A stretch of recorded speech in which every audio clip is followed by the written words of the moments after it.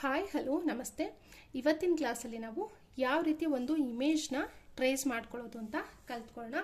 ನೀವು ಅನ್ಕೊಳ್ತಾ ಇರ್ತೀರಾ ಏನಕ್ಕೆ ಈ ಇಮೇಜ್ನ ಟ್ರೇಸ್ ಮಾಡಬೇಕು ಅಂತ. ನೀವು ಪ್ರತಿ ಸಲ ಒಂದು ಸ್ಟಿಚ್ನ ಕಲ್ತಾದ್ಮೇಲೂ ಈ ಥರ ಒಂದು ಇಮೇಜಲ್ಲಿ ವರ್ಕ್ ಮಾಡಲೇಬೇಕಾಗತ್ತೆ.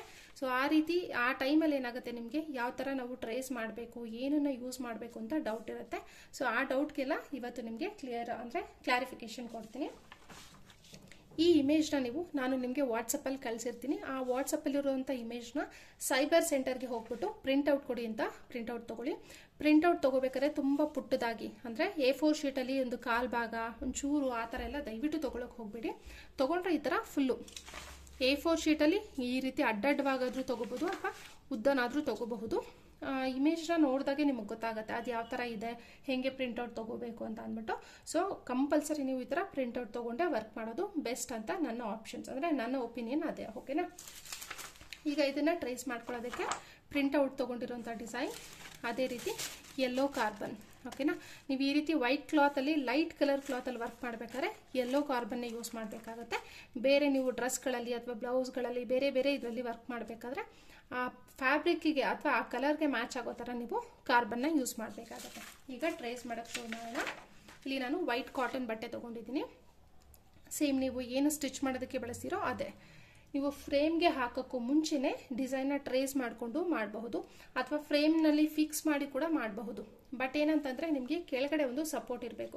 ಈ ರೀತಿ ನೀವು ನೆಲದಲ್ಲಾದರೂ ಇಟ್ಕೊಂಡು ಮಾಡಬಹುದು, ಅಥವಾ ಫ್ರೇಮಲ್ಲಿ ನೀವು ಬಟ್ಟೆನ ಫಿಟ್ ಮಾಡಾದ್ಮೇಲೆ ಕೆಳಗಡೆ ಒಂದು ಬುಕ್ಸ್ನ ಸಪೋರ್ಟ್ಗೆ ಇಟ್ಕೊಂಡು ಕೂಡ ಟ್ರೇಸ್ ಮಾಡ್ಬೋದು. ಬಟ್ ಸಪೋರ್ಟ್ ಇದ್ರಷ್ಟೇ ಟ್ರೇಸಿಂಗ್ ಬರುತ್ತೆ. ಸೊ ಈಗ ಮೊದಲು ಯೆಲ್ಲೋ ಕಾರ್ಬನ್ನ ಇಟ್ಕೊಳ್ಳೋಣ. ಅದಾದಮೇಲೆ ಪ್ರಿಂಟ್ಔಟ್ ತೊಗೊಂಡಿರೋಂಥ ಇಮೇಜ್ ಈ ರೀತಿ ತೊಗೊಂಡ್ಮೇಲೆ ನಿಮ್ಮ ಎಡಗೈನ ಅಂದರೆ ಲೆಫ್ಟ್ ಹ್ಯಾಂಡನ್ನ ಈ ರೀತಿ ಪೇಪರ್ ಮೇಲೆ ಇಟ್ಕೊಳ್ಳಿ. ಬಟ್ಟೆ, ಕಾರ್ಬನ್ ಮತ್ತು ಪೇಪರ್ ಇದ್ರ ಮೇಲೆ ಇಟ್ಕೊಂಡು ನಾರ್ಮಲ್ ಪೆನ್ಸಿಲ್ ಏನು ಬರುತ್ತೋ ನಿಮ್ಮ ಹತ್ರ ಯಾವುದಿರುತ್ತೋ ಅದರಲ್ಲೇ ಟ್ರೇಸ್ ಮಾಡ್ಕೊಳ್ಳಿ. ಈಗ ಫಸ್ಟ್ ನಾನು ಇಲ್ಲಿಂದ ಶುರು ಮಾಡ್ತೀನಿ. ನೀವು ಸ್ವಲ್ಪ ಒತ್ತಿ ಬರಿಬೇಕಾಗತ್ತೆ, ಲೈಟಾಗಿ ಬರೆದ್ರೆ ಬರೋದಿಲ್ಲ. ನೀಟಾಗಿ ಏನು ಡಿಸೈನ್ ಇದೆಯೋ ಅದ್ರ ಮೇಲೆ ಈ ರೀತಿ ನೀವು ಒತ್ತಿ ಬರಿತಾ ಬರಬೇಕಾಗತ್ತೆ. ಇದಾದ್ಮೇಲೆ ಐಬ್ರೋ, ಒಳಗಡೆ ಇರೋದೆಲ್ಲ ಏನು ನಮಗೆ ಟ್ರೇಸ್ ಬೇಕಾಗಿರಲ್ಲ. ಯಾಕೆ ಹೇಳಿ, ನಾವಿವಾಗ ಅದ್ರಲ್ಲಿ ಮತ್ತೆ ಏನು ಮಾಡ್ತೀವಿ, ಸ್ಟಿಚಸ್ ಹಾಕ್ತೀವಲ್ವಾ. ಸೊ ಈ ರೀತಿ ಮಾಡಿದ್ರೆ ಸಾಕು. ಮತ್ತೆ ಮೀಸೆ ಡ್ರಾ ಮಾಡೋಣ.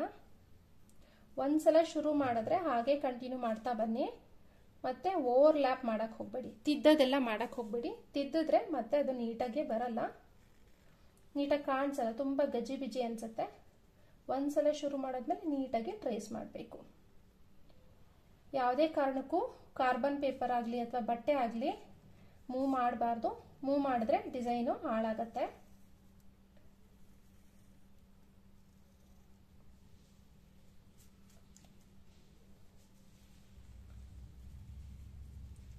ಈ ರೀತಿ ನೀವು ಟ್ರೇಸ್ ಮಾಡಿಕೊಂಡು ವರ್ಕ್ ಮಾಡೋದ್ರಿಂದ ನಿಮ್ಮ ಫಿನಿಶಿಂಗ್, ನೀವು ಮಾಡುವಂಥ ಸ್ಟಿಚ್ದು ಫಿನಿಶಿಂಗ್ ನೀಟಾಗಿರುತ್ತೆ.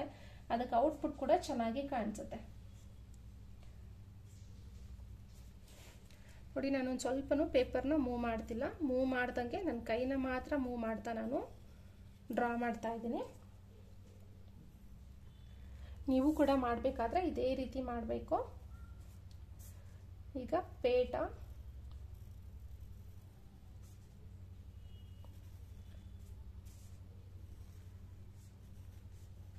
ನಾನು ಬರೀ ಔಟ್ಲೈನ್ ಮಾತ್ರ ಡ್ರಾ ಮಾಡ್ತಾ ಇದ್ದೀನಿ, ಗೊತ್ತಾಗ್ತಿದ್ಯಾ?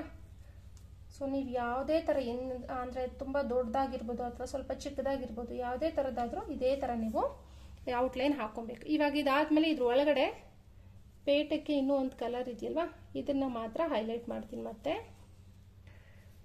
ಹಾಗೆ ಈ ಲೈನನ್ನು ಹೈಲೈಟ್ ಮಾಡ್ಕೊಳ್ಳೋಣ. ಮತ್ತೆ ಇಲ್ಲಿ ಮಧ್ಯ ಮಧ್ಯ ಲೈನ್ ಕಾಣಿಸ್ತಿದ್ಯಾ, ಅಂದರೆ ಆ ಪೇಟ ಸುತ್ತಿದಾಗ ನಮಗೆ ಫಿನಿಶಿಂಗ್ ಯಾವ ರೀತಿ ಇರುತ್ತೋ ಅದೇ ಥರ ಬರಬೇಕು. ಆ ಕಾರಣಕ್ಕೆ ನಾನು ಇಲ್ಲಿ ಕಾಣಿಸ್ತಾ ಇರೋಂಥ ಲೈನ್ಸ್ನ ಮಾತ್ರ ಡ್ರಾ ಮಾಡ್ತಾ ಇದ್ದೀನಿ. ನೋಡಿ, ಇಲ್ಲಿ ಮತ್ತು ಇಲ್ಲೂ ಕಾಣಿಸ್ತಿದೆ, ಇಲ್ಲೂ ಮಾಡೋಣ. ಅದೇ ಥರ ಇಲ್ಲಿ ಒಂದು ಲೈನ್ ಇದೆ, ಹಾಗೆ ಇಲ್ಲಿ ಓಕೆ. ಆಲ್ಮೋಸ್ಟ್ ಎಲ್ಲ ನಾನು ಈಗ ಡ್ರಾ ಮಾಡಿದ್ದೀನಿ. ಸೊ ಈ ರೀತಿ ನೀವು ಡ್ರಾ ಮಾಡಿ ಟ್ರೇಸ್ ಆದಮೇಲೆ ತಕ್ಷಣ ತೆಗಿಬಾರ್ದು, ಓಕೆನಾ. ನಿಧಾನಕ್ಕೆ ಬರೀ ಬಲಗೈಯಲ್ಲಿ ಈ ರೀತಿ ತೆಗೆದು ನೋಡಿ. ಸೊ ಎಲ್ಲ ಬಂದಿದೆಯಾ ಅಂತ ನಿಮಗೆ ಕನ್ಫರ್ಮ್ ಆದಮೇಲೆ ಅಷ್ಟೇ ನೀವು ಪೇಪರ್ನ ತೆಗಿಬೇಕು ಅಥವಾ ಮೂವ್ ಮಾಡಬೇಕು.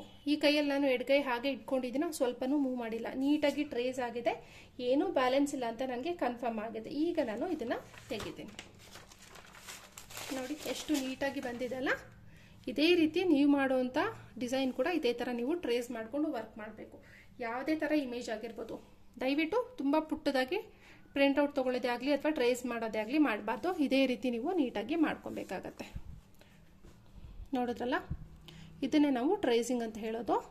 ಈ ರೀತಿ ಟ್ರೇಸಿಂಗ್ ಮಾಡಿ ವರ್ಕ್ ಮಾಡಿದಾಗ ನಿಮಗೆ ಫಿನಿಶಿಂಗ್ ನೀಟಾಗಿರುತ್ತೆ. ನಿಮ್ಗೆ ಯಾವುದೇ ಥರ ಕನ್ಫ್ಯೂಷನ್ ಇರಲ್ಲ. ಫಸ್ಟ್ ಯಾವಾಗಲೂ ಏನು ಮಾಡಿಬಿಡಿ, ಔಟ್ಲೈನ್ ಹಾಕ್ಕೊಂಡು ಆಮೇಲೆ ಒಳಗಡೆ ಏನಾದರೂ ಸ್ಟಿಚಸ್ ಹಾಕೋದಾಗ್ಬೋದು ಅಥವಾ ಸ್ಟಿಚ್ನ ಕಂಪ್ಲೀಟ್ ಆದಮೇಲೆ ಔಟ್ಲೈನ್ ಹಾಕ್ಬೋದು. ಸೊ ನೀವು ಕಲಿಯೋಂಥ ಸ್ಟಿಚಸ್ಗೆ ಅದಕ್ಕೆ ರಿಲೇಟೆಡ್ ಆಗಿರೋಂಥ ಇಮೇಜ್ನ ನೀವು ಡೌನ್ಲೋಡ್ ಮಾಡಿ ವರ್ಕ್ ಮಾಡಿದ್ರೆ ಇದೇ ಥರ ನೀವು ಫಿನಿಶಿಂಗ್ ಮಾಡಬಹುದು, ಓಕೆನಾ. ಇದರಲ್ಲಿ ಏನಾದರೂ ಡೌಟ್ ಇದ್ದರೆ ನನಗೆ ವಾಟ್ಸಪ್ಪಲ್ಲಿ ಮೆಸೇಜ್ ಮಾಡಿ. ಪ್ರತಿ ಸಲ ಇದೇ ಥರ ನೀವು ಟ್ರೇಸ್ ಮಾಡ್ಕೊಬೋದು, ಓಕೆನಾ. Thank you and bye bye.